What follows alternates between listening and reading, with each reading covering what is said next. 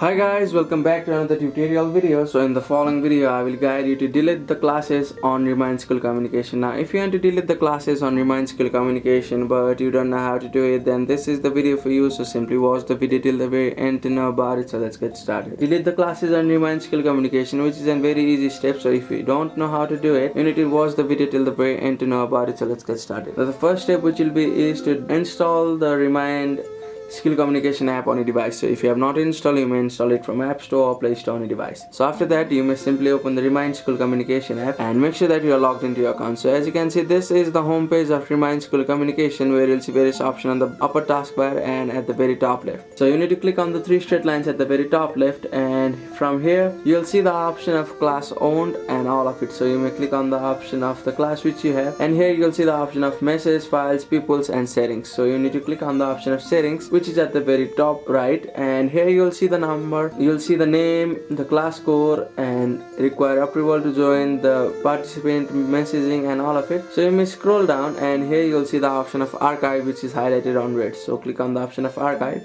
and a pop-up will appear saying the class will be removed from a list and you can always unarchive it later. So you may click on the option of archive class. So the thing is that you can only archive the class, you can't simply delete it from the Remind School Communication app. So that's it. Thank you for watching the video. Please don't forget to like the video and subscribe to our channel. Thank you.